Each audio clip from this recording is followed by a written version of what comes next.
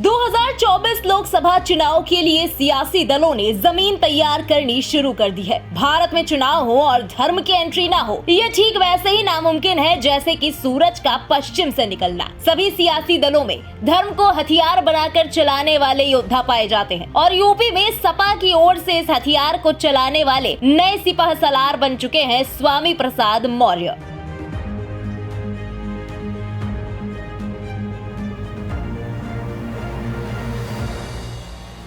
रामचरितमानस पर विवादित बयान देकर सुर्खियों में आए स्वामी प्रसाद मौर्य समझ चुके हैं कि सियासत में बने रहने के लिए धर्म का सहारा जरूरी है, चाहे उसके साथ रहो या उसके खिलाफ। फायदा दोनों में ही होना है। यही वजह है कि वो कभी धर्म ग्रंथों पर विवादित टिप्पणी करते हैं तो कभी भगवान को ही कटघरे में लाकर खड़ा कर देते हैं। दिवाली के मौके पर देवी लक्ष्मी को लेकर की गई विवादित टिप्पणी इसका ताजा उदाहरण है। स्वामी प्रसाद मौर्य ने बीती 12 नवंबर को सोशल मीडिया प्लेटफॉर्म एक्स पर विवादित पोस्ट लिखते हुए सियासी विस्फोट कर दिया। दीपोत्सव के अवसर पर अपनी पत्नी का पूजा और सम्मान करते हुए लिखा, पूरे विश्व के प्रत्येक धर्म, जाति, नस्ल, रंग और देश में पैदा होने वाले बच्चे के 2 हाथ, 2 पैर, 2 कान, 2 आंख, 2 छिद्रों वाली नाक के साथ एक सिर, पेट और पीठ ही होती है। 4 हाथ, 8 हाथ, 10 हाथ, 20 हाथ और 1000 हाथ वाला बच्चा आज तक पैदा ही नहीं हुआ, तो 4 हाथ वाली लक्ष्मी कैसे पैदा हो सकती है? यदि आप लक्ष्मी देवी की पूजा करना ही चाहते हैं तो अपनी घरवाली की पूजा और सम्मान करें, जो सही मायने में देवी है, क्योंकि आपके घर परिवार का पालन पोषण, सुख समृद्धि, खान पान और देखभाल की जिम्मेदारी बहुत ही निष्ठा के साथ निभाती है।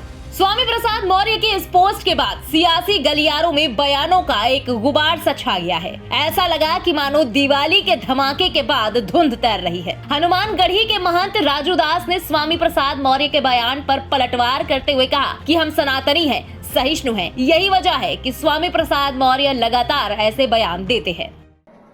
स्वामी प्रसाद मौर्य का शुद्ध रूप से मैं यही कहूंगा कि विनाश काले विपरीत बुद्धि। जिस प्रकार से मां लक्ष्मी के बारे में उनका कमेंट है, दुर्भाग्यपूर्ण है। इसका पुरजोर विरोध करते, निंदा करते हैं। हम सनातनी हैं, सहिष्णु हैं, इसके नाते स्वामी प्रसाद मौर्य जी ऐसे लगातार बयान देते हैं।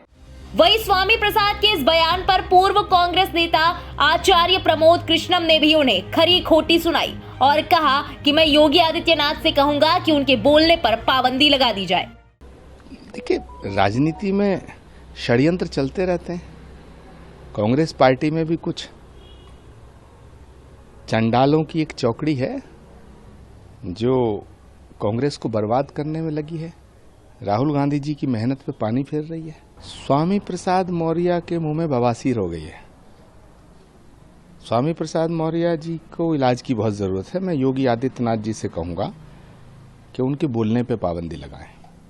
स्वामी प्रसाद लगातार हिंदू धर्म ग्रंथों और देवी देवताओं को टारगेट करते रहते हैं। वही सपा मुखिया अखिलेश यादव से जब इस बाबत सवाल पूछा जाता है तो वो कभी इसे स्वामी का निजी बयान बता देते हैं तो कभी सवाल से ही पल्ला झाड़ लेते हैं, जिसके मायने ये हैं कि उन्हें भी इसमें कहीं ना कहीं फायदा दिखाई दे रहा है। लेकिन अब देखना अहम होगा कि 2024 में ये बयानबाजी फायदा पहुंचाएगी या नुकसान। ब्यूरो रिपोर्ट, इंडिया पब्लिक खबर।